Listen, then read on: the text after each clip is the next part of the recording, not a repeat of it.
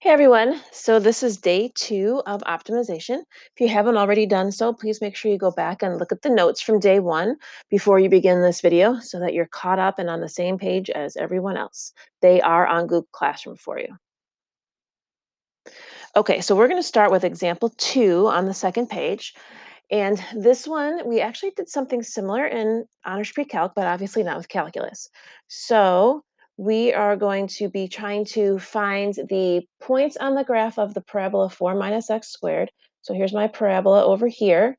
And we want to know we want to find points that are the closest to this point, which is 0, 2, on the graph of this parabola. So let's just pick a random point over here, x comma y. When we talk about things being close or far, we're talking about distance. So we're trying to optimize that distance that is there. So in order to optimize or deal with distance, we need to use the distance formula. So just in case you have forgotten, that is our lovely distance formula. And then we usually have a secondary equation. You might not need it in this one. You might recognize what it is. The secondary equation actually was built into the original problem. So it comes from y equals 4x squared up here. So we are going to find the distance between these 2 points using the distance formula and replacing one of the y's with 4 minus x squared. Okay, so distance equals, trying to get a good spot to write on with on my table here. So distance equals the square root of, and then we're going to do x minus 0 squared plus, and then it would be y minus 2, but remember y is equal to 4 minus x squared, and then minus 2. Okay, so I'm going to simplify this a little bit, and then we're going to talk about the difficulties of this problem. So square root of x squared plus 2 minus x squared squared. Okay, so this problem, I hope, looks a little bit kind of scary to you because you've got a square root and then a square inside of the square. All kinds of stuff going on with chain rule. And then when you take the derivative of a square, you get you're going to get a second piece inside. It's just going to get ugly. So one thing you can do is, because we're taking the square root of these y values that are all positive values, you can just optimize the inside part. So what I mean by that is, if you were to just look at the inside only of this function, this inside part, its largest or smallest values are actually the same largest or smallest values of the whole entire thing. That you just have to make sure you use the original function when you're solving for the y values. So what I'm going to do with that is I am going to just take the derivative only of the stuff underneath the radical. So I'm going to take the derivative of the distance with respect to x, ignoring the radical, and I get 2x plus, I'm going to do chain rule here, 2 times the quantity, 2 minus x squared, the first power, times the derivative of the inside, which is negative 2x. And I am going to distribute. So 2x equals, or not equals, sorry, 2x, try that again. And then I have 2 times negative 2, so negative 8x. And then negative 2 times positive 2 is a negative 4, times a negative x squared is positive 4x to the third. So there's my simplified derivative. If I combine like terms, I get 4x cubed minus 6x. So when I do my number line test, that's my derivative I'm going to use. And now I'm going to solve for x. So factor out a 2x, and I'm left with 2x squared minus 3. So then my values for x are 0 and plus or minus the square root of 3/2. I hope you understand, if you look back at your graph up here, that If you have the square root of 3/2 on one side, the negative square root of 3/2 on the other side would be the same y value. So if it works for the positive, it'll also work for the negative. We didn't actually talk about the domain on this problem, but since it's a parabola and we're looking for the closest distance, it's actually all reals. So no endpoints here that we have to test. We don't even really have to worry about, again, the negative square root of 3. So I'm only going to worry about, not a very straight line, sorry, from 0 to the positive square root of 3/2. And this is my derivative of d that I'm looking at here. So testing values to the right and to the left. And when I do that, I get positive to the right of root 3, negative to the left of root 3. And then I would get positive over here as well. So we're going up, going down, going up. Remember, we wanted to find a minimum, correct? So this is going to be my value. So I just have to substitute that back in to the original function that we created. And that original function is simplified here. Oops. So I substitute in square root of 3/2. And I hope you'll trust me when you know I'm going to get 2.5. You can actually get it without a calculator. And I would get the same value if I substitute negative square root of 3 over 2. I'm also going to get 2.5. All right, so that's example 2. Make sure you pause if you're stuck and you need more time on it. And then we are going to move on to example 4 because we did example 3 in class yesterday. Okay, so this one says another example from honors math analysis. As we go over it, hopefully you remember the way we did it then and can see the connection to regular or BC calculus here. Okay, so we have 1,000 feet of fencing to enclose a rectangular field, but there's going to be some water along one side of it over here, okay? And we are going to then kind of label each of the pieces that are left over for the fence. So I'm going to call this side X, and this side X, and this side Y. And I know that the area of that enclosed region is X times Y. And I know that the perimeter is 2X plus Y. And I've been told that I have to use, or only want to use 1,000 feet of fencing.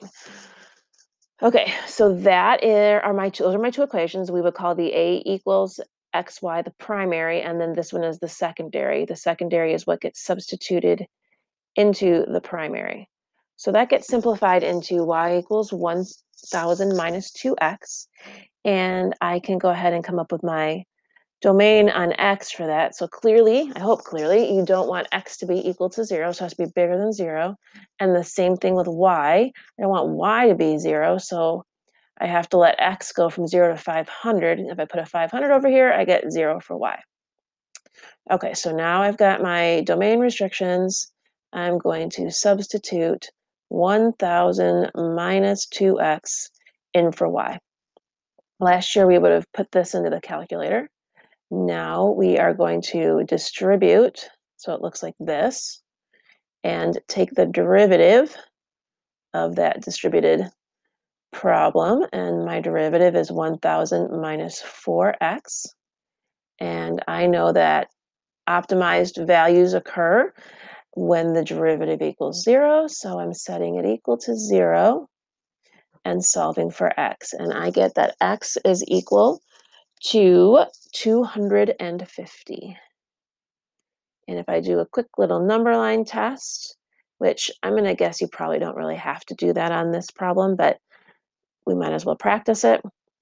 The values go into the derivative, which is here. So when I put a value in to the right of 250, or even let's go to the left, let's put in 1. I put 1 in, I get positive. Anything on the other side will be negative now. Rising, falling, and again, I'm trying to optimize or maximize the area. So yes, it occurs at X equals 250, which means that the Y value is 1,000 minus 500, or 500. And therefore, the area of the optimized problem, or optimized field, is 250 times 500, which happens to be 125,000 square feet. Okay, I'd like to get through one more problem with you. I want to see how long I've been talking, and then if I can get to another one, we'll go from there, but whatever I don't finish today, we do tomorrow in class. All right, so we're going to move on to example 5. Example 5 is about volume of a cone, and I talked the other day about how you're going to have to start memorizing these. So hopefully this one will come back to you when I write it down. The volume of a cone is pi thirds or 1/3 pi r squared h. That's how I memorized it. But the weird thing in this problem is they gave you this extra piece of information here that the slant height is √3. That maybe you wouldn't have remembered. The slant height is literally the slanted distance along the edge of the cone. So the way that I'm going to connect these two things is I am going to set up a Pythagorean theorem. We're going to use Pythagorean theorem a lot in this section and the next one. So I know that r squared plus h squared is equal to the square root of 3 squared, so 3. This is my secondary. I have to solve this for one of my variables. Since there's an r squared over in the volume, I think I'm going to solve for r squared. So I get 3 minus h squared. So now I'm going to take that and substitute in over here. So pi over 3 times 3 minus h squared times h. I am going to simplify it. I think it'll be easier for us to take the derivative of. So I'll distribute both the h and the pi over 3 in, and I get pi h minus pi over 3 h cubed. I didn't talk about any domain restrictions here, but clearly, right now I'm working in terms of h, so I want to think about the domain on h. So clearly h cannot be 0. And if you think about r cannot be 0 either, that means that h would have a maximum value of √3, which also I hope makes sense because it can't equal the hypotenuse of the triangle. All right, all that work and talking, and I am now going to finally do the calculus and take the derivative. So I'm taking the derivative of the volume with respect to the height, and this is pi minus pi h squared. Not too bad. And so now I'm going to set that equal to 0.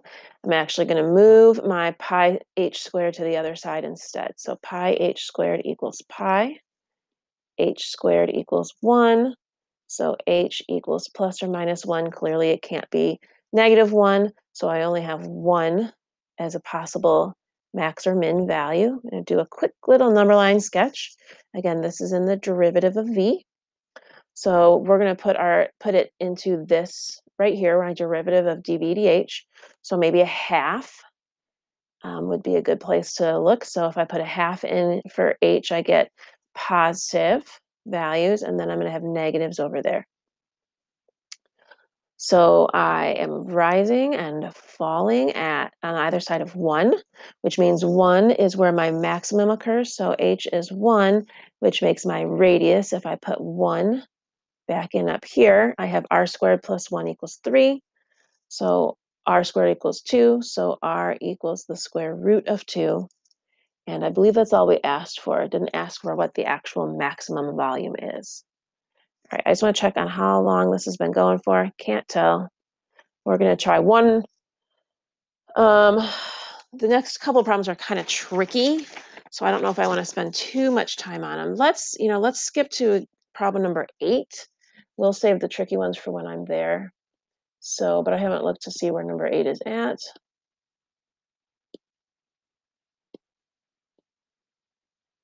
So I think this is actually our number 8, but it says number 9 here. So it says find the dimensions of an open cylindrical can with a volume of 1,000 that minimizes the amount of material used to create it. Okay, so I think we can probably at least get through this one. So the volume of a cylinder is pi r squared h. And the surface area of a cylinder, the outside part is 2 pi r h, and we have one base, which is pi r squared. This one is a different problem than the last one because I gave you the maximum volume and I want to minimize the surface area. So I'm actually putting my 1,000 over here for the volume. I have to solve this equation for something that'll be helpful over in the surface area one. So solving for R would be a real pain on the left, and substituting it over here would be a pain over here. So I am instead going to solve for H. So I have 1,000 divided by pi R squared. And I'm going to substitute that over here into my surface area formula. Surface area equals 2 pi R times 1,000 over pi R squared plus pi R squared. So you can see my pi's cancel and one of my r's cancel. So my surface area turns into 2,000 over r, which I'm going to rewrite as 2,000 r to the -1, just anticipating my derivative. Okay, so that's all of the pre-calc work, actually. Now comes the calculus work, where I'm going to take the derivative of the surface area with respect to the radius. I didn't do my domain again. I'm telling you guys to do domains, and I keep forgetting to do it myself. Clearly, r has to be greater than 0. And if h were 0 is what we're thinking of over here or over here, if h were 0, we really don't have then any other end to our domain that will be, it's not really possible for h to be 0 with the way the problem is set up. So technically this goes to infinity. Obviously infinity is kind of large, so it's probably not going to be very much on that end of it. It's probably going to be close to 0, but we'll see what happens. Okay, back to my derivative. My derivative is -2,000, and then it's r to the -2, so I'm going to write it as r squared in the denominator, and then this is 2 pi r. So now I have to set this equal to 0 and solve for r. It's getting to be more and more fun the longer we do this.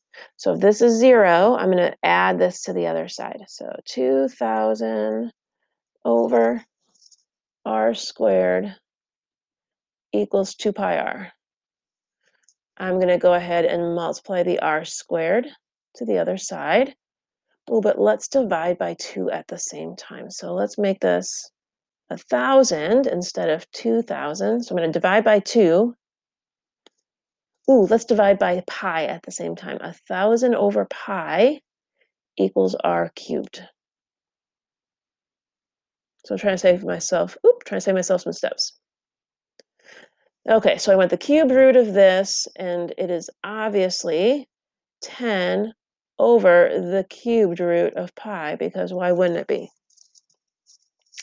So yes, you can probably guess that is going to be the value that's going to minimize my surface area here, but we need to test just to be sure. So here's my number line.